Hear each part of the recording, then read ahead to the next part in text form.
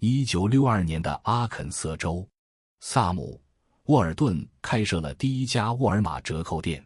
当时的他已经46岁，之前的零售事业并不顺利，甚至因为租约问题失去了自己经营多年的富兰克林特许经营店。萨姆出生于大萧条时期的美国乡村，父亲是一名农场抵押品推销员，家庭经济状况始终处于勉强维持的边缘。为了贴补家用，年幼的萨姆就开始送报纸，每天凌晨4点起床，风雨无阻。我们家从来不是真正的穷人，但我们也绝对不富裕。萨姆在回忆录中写道，我从小就明白，如果想要什么东西，就必须自己去挣。创办沃尔玛时，萨姆已经是5个孩子的父亲，家庭负担不轻。他将毕生积蓄和借来的钱全部投入这家乡村小店，每天工作超过16小时，亲自打扫店面，研究商品陈列，甚至开卡车去批发市场采购商品以节省成本。萨姆的妻子海伦也全力支持丈夫的事业，负责家庭账目，同时抚养5个孩子。他们住在普通社区，开普通汽车，过着极其节俭的生活。萨姆甚至因为吝啬而闻名，他从不在出差时住豪华酒店，总是选择最便宜的汽车旅馆，甚至与同事共享房间以节省开支。财富不是用来炫耀的，而是用来创造更多价值的工具。萨姆常对孩子们说，我们的目标不是今天过得舒服，而是明天过得更好。随着沃尔玛的扩张，萨姆的儿子罗布从小就被父亲带在身边，学习零售业务的每一个环节。大学毕业后，罗布没有像其他富二代那样享受生活，而是从最基层做起，开叉车、清点库存、管理小店，一步步积累经验。1992年，萨姆因病离世，罗布接管了沃尔玛的帅印。在他的带领下，沃尔玛从美国本土零售商转变为全球零售巨头，市值超过5000亿美元。沃尔顿家族也成为美国最富有的家族之一。从萨姆·沃尔顿的艰苦创业到罗布·沃尔顿的全球扩张，沃尔顿家族用2代人的时间，完成了从底层到顶层的跨越，创造了美国商业史上最伟大的传奇之一。沃尔顿家族的故事揭示了一个深刻的社会现实，对于绝大多数底层家庭而言，阶层跃迁不是一蹴而就的奇迹，而是一场需要至少2代人共同参与的马拉松。这个时代，寒门出贵子的故事确实越来越少，但并非没有可能。底层人要实现阶层跃迁，虽然很难，但也有路可循。关键在于，这不是一代人能完成的事业，而是需要家族的长期规划和接力。第一代人入局铺路，第2代人破局跃迁。第一代人拼命燃烧自己，赚钱存钱；第2代人用教育换工作，用资产代替打工。这个过程很残酷，但对于底层人来说，是最可靠的。路径也很清晰，关键看你敢不敢执行。就像萨姆·沃尔顿那样，第一代人往往需要付出超乎寻常的努力和牺牲。他们不是为了自己的享受，而是为了给下一代创造更好的起点。而第2代人则需要继承第一代人的奋斗精神，同时具备更开阔的视野和更专业的能力，将家族事业推向新的高度。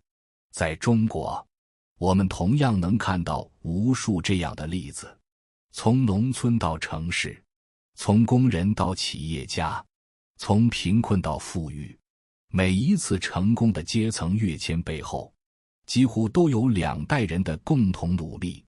如果你的父母是普通农民、工人或小商贩，他们能给你的助力可能极其有限，但即便如此，他们如果能做到几件关键的事，就已经为下一代铺好了路。一、从农村迁徙到城市。过去几十年，中国最大的机会就是城市化，哪怕只是从农村搬到县城，下一代的成长环境、教育、医疗、就业机会都会完全不同。在浙江温州，有一位名叫陈游标的农民，上世纪80年代初，他带着妻子离开贫瘠的山村，来到温州市区打工。夫妻俩先是靠捡垃圾为生，后来开始修鞋补鞋，再后来攒钱开了一家小小的修鞋店。我们那时候住的是违章搭建的棚户区，一下雨就漏水，冬天冷得要命。陈游标回忆道，但再苦也比农村强，至少孩子能上城里的学校。陈游标夫妇省吃俭用，把儿子送进了城里最好的小学。儿子陈明后来考上了浙江大学，毕业后在杭州一家科技公司工作，现在已经是公司的技术总监，年薪超过50万。如果父母没有离开农村，我可能现在还在地里刨食。陈明说，他们给了我一个完全不同的起点。许多底层家庭的第一代人一辈子省吃俭用，最终的目标不过是让孩子能在城市里站稳脚跟。这看似是一个简单的地理位置变化，实际上却是命运的重大转折。2、让孩子读个好大学。学历未必能保证大富大贵，但它能确保下一代不至于滑落到最底层。第一代人自己可能没读过多少书，但他们知道，读书是底层普通人最可靠的上升通道。在北京，出租车司机李师傅和妻子都是来自河北农村的打工者，他们住在北京最便宜的城中村。李师傅每天开车12个小时，妻子在餐馆洗碗，就是为了供女儿上学。我们不懂学习，但知道学习重要。李师傅说，所以从小就给孩子报各种补习班，能省则省，就是不能在孩子教育上省。功夫不负有心人，李师傅的女儿最终考上了北京大学，毕业后进入一家外企工作，看到女儿穿着职业装，在写字楼上班，我和他妈就觉得这辈子值了。李师傅眼含泪水地说，哪怕再难，也要让孩子考上大学，这是进入社会阶层流动通道最基础的门槛。在知识经济时代，没有学历，几乎就意味着被锁定在社会底层，失去向上流动的机会。3、不拖累下一代。底层家庭最大的悲剧，不是没钱，而是父母成为孩子的负担。疾病、债务、愚昧的观念，都会让下一代举步维艰。在广东东莞，工厂工人张大姐和丈夫从湖南老家来打工已经20年，他们有3个孩子，但夫妻俩很早就决定只生一个。我们看到周围很多老乡生了3、4个孩子，结果一个都培养不好。张大姐说，我们宁可只有一个，也要让他过上好日子。除了控制生育，张大姐夫妇还特别注重健康，从不抽烟喝酒，定期体检，就是怕生病拖累孩子。他们也从不赌博，不借高利贷，生活中再难也不做铤而走险的事。我们给不了孩子什么，至少不给他添麻烦。张大姐说，等他长大了，我们还能帮他带孩子，让他安心工作。第一代人的目标不是大富大贵，而是让下一代有资格坐上牌桌。他们可能无法给予孩子丰厚的物质条件，但可以通过自己的努力和克制，为孩子创造一个相对稳定的成长环境，避免因为自己的问题而断送孩子的未来。4、培养孩子的见识和格局。底层家庭的孩子最大的劣势，往往不是物质条件，而是见识和格局的局限。第一代人虽然自己的视野可能有限，但可以通过各种方式帮助孩子打开认知的边界。在江苏南京，快递员王师傅虽然只有初中文化，但他特别注重培养儿子的见识。每年暑假，他都会省吃俭用，带儿子去一个新的城市旅游。我去不了国外，但国内的大城市能去的都去了。王师傅说，让孩子看看外面的世界，知道这个世界有多大，有多少可能性。除了旅行，王师傅还经常带儿子去图书馆，鼓励他阅读各种书籍，了解不同的行业和人物。我告诉儿子，你的起点可能比别人低，但你的眼界不能比别人窄。正是因为这种有意识的培养，王师傅的儿子从小就有远大的志向，不仅学习成绩优秀，还积极参加各种社会活动，拓展自己的人脉和能力。现在，他已经考入了上海交通大学，朝着自己的梦想迈进。第一代人可能无法给予孩子高端的资源和人脉，但可以通过自己的努力，帮助孩子建立开阔的视野和积极的心态，为未来的发展奠定基础。如果第一代人完成了原始积累，第二代人就可以追求更高目标，去实现阶层跃迁。这一代人面临的挑战和机遇都与父辈不同，需要有更清晰的战略和更专业的能力。1、选对行业，进入高增长赛道。底层家庭的孩子往往倾向于稳定的职业，比如公务员、教师、国企职工。这些工作当然不错，但真正的阶层跃迁往往来自利润更高的行业，互联网、金融、科技、法律、医疗，或者是更新的行业，人工智能、新能源、芯片等等。张朝阳的父亲是一名普通工厂工人，母亲是小学教师，家庭条件并不优越，但张朝阳通过自己的努力考入清华大学，后来又赴美留学，获得物理学博士学位。在美国期间，张朝阳敏锐地观察到互联网的巨大潜力，毅然放弃了物理学研究，创办了搜狐。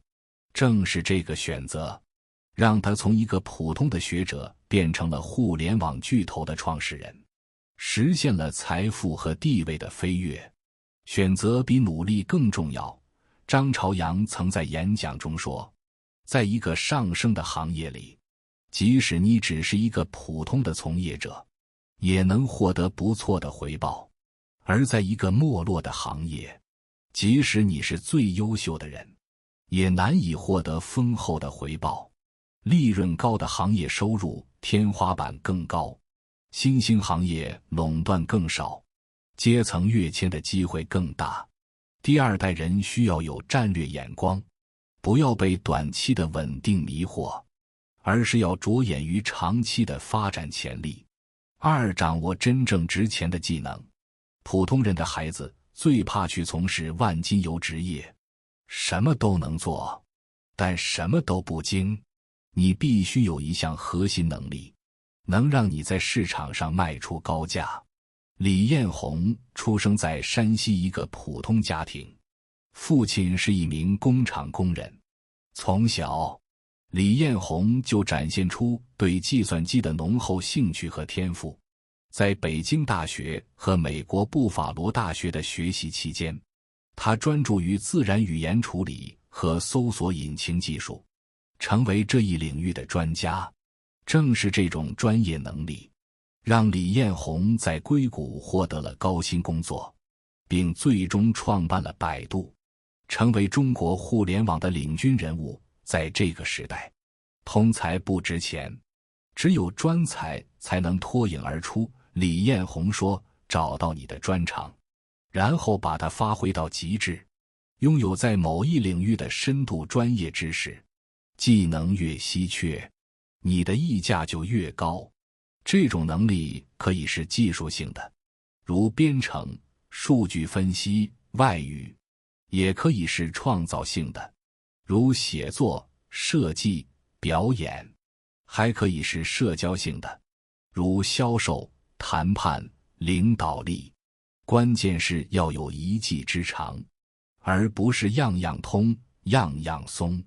3、积累资产，而不是消费。社会中层和底层的核心区别，不在于工资高低，而在于资产。第2代人要尽早积累资产，学会投资思维，避免被消费主义洗脑。巴菲特的搭档查理·芒格曾说，要致富，你需要2样东西：可靠的收入来源和节俭的生活方式。在北京，程序员小王毕业后的第一份工作月薪只有8000元，但他从第1个月就开始投资，每月固定将收入的 30% 用于购买指数基金，从不因为市场波动而改变策略。我的同事们大多数人工资比我高，但他们把钱花在了名牌包、高档手机和豪华旅行上。小王说，5年后，我已经积累了近100万资产，而他们除了一堆奢侈品，什么都没有。小王的故事并不特别，但他揭示了一个简单的道理：财富是积累出来的资产，不是消费出来的花哨的包装盒。第2代人要明白，真正的阶层跃迁不是表面的光鲜，而是实质的资产积累。4、对的婚姻是寻找人生的盟友。底层家庭的孩子容易在婚恋上踩坑，因为没见过什么世面，容易被美好的表象欺骗，追求虚无缥缈的东西。马云的妻子张英是他的大学同学，2人在物质条件都不好的情况下相识相恋。在马云创业最艰难的时期，张英不仅全力支持丈夫，还承担了家庭的重担，让马云能够专注于事业。我最大的幸运就是找到了对的伴侣，马云曾在演讲中说，他不仅在我一无所有时选择了我，还在我最困难的时候给了我最大的支持。婚姻的本质是资源整合，找个条件相当的伴侣，结成人生路上的盟友，能让家族财富翻倍。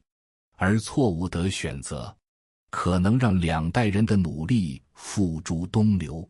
第2代人在选择伴侣时，不应该被外表和短期的吸引力迷惑，而应该看重对方的价值观、家庭背景、职业规划和性格特点，寻找能够共同成长、共同奋斗的人生伴侣。在阶层跃迁的路上，有几个常见的陷阱必须避开。这些陷阱往往不是来自外部的阻碍，而是来自内部的认知局限和行为模式。1、短视思维，贪图眼前小利，错失长期大利。底层家庭容易追求短期利益，比如让孩子辍学打工，做低价值兼职。真正的跃迁需要长期布局，而不是赚快钱。在深圳，打工夫妻老王和老李有2个孩子。大儿子16岁时，因为家里缺钱，父母就让他辍学去电子厂打工。小儿子则在父母的坚持下完成了学业，考上了大学。10年后，大儿子仍然在工厂做普工，月薪不过7、8千。而小儿子大学毕业后进入了一家科技公司，现在已经是部门经理，年薪超过30万。当初为了那点工资，让大儿子辍学，是我这辈子最后悔的决定。老王叹息道，短期内看似赚了，长期来看却输得一塌糊涂。真正的阶层跃迁需要战略眼光和长期主义，不能因为眼前的困难和诱惑而放弃长远的规划。正如投资大师本杰明·格雷厄姆所说，在短期内，市场是投票机，但在长期内，市场是称重机。认知局限，被原生家庭的思维所束缚，父母的观念往往停留在他们的时代。如果孩子盲目听从，可能会错过真正的机会。第二代人必须突破原生家庭的思维限制，主动向更高阶层的人学习。在重庆，小李的父母都是普通工人，他们的人生信条是找个稳定工作，踏实过日子，按照父母的期望。小李大学毕业后应该进入国企或事业单位，过上安稳的生活。但小李通过阅读和社交，接触到了更广阔的世界和更多元的价值观。他决定放弃父母眼中的铁饭碗，加入一家创业公司，从基层做起。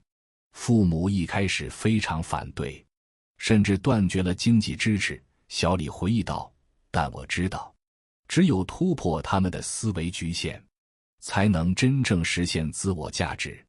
3年后，小李所在的公司成功上市，他作为早期员工获得了丰厚的股权回报，财富远超同龄人。更重要的是，他在创业过程中积累了宝贵的经验和人脉，为未来的发展奠定了基础。我爱我的父母，但我不能被他们的认知所限制。小李说，每一代人都有自己的机会和挑战，我必须用自己的眼光去看待这个世界。情绪化决策，被琐事内耗，忽视关键目标。底层家庭容易因鸡毛蒜皮的小事内耗，亲戚矛盾、面子之争、情感纠纷。真正想跃迁的人，必须极度理性，把精力用在关键目标上。在浙江金华，小张和妻子开了一家小超市，生意还算不错，但小张的大部分时间和精力都花在了与邻居的纠纷、与亲戚的矛盾上。为了一口气，他可以花几万元打官司；为了面子，他可以举债摆阔气。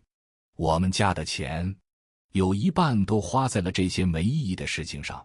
小张的妻子无奈地说，如果把这些钱和精力用在孩子教育或者扩大生意上，我们的生活会好很多。相比之下，小张的表弟小王则完全不同。他同样出身农村，但他有着清晰的目标和理性的头脑。面对亲戚的闲言碎语，他选择忽略；面对邻居的挑衅，他选择退让。他把所有的精力都用在了事业和家庭上，不为琐事所困。10年后，小王已经从一个小店主成长为拥有连锁超市的企业家，而小张的超市却因为经营不善而关门大吉。成功需要专注，小王说，你的时间和精力是有限的，如果浪费在无谓的争斗上，就没有足够的资源去追求真正重要的目标。阶层跃迁是一场漫长的战争，第一代人冲锋陷阵，第二代人扩大战果。这不是什么鸡汤，而是现实中无数中国家庭的真实路径。第一代人筑基垒台，为下一代创造可能。第一代人的使命是什么？不是让自己过上富裕的生活，而是为下一代创造更好的起点。在安徽阜阳，农民老赵和妻子一辈子没有走出过县城，但他们省吃俭用，把儿子送到了省城上大学。我们这辈子就这样了，没什么遗憾。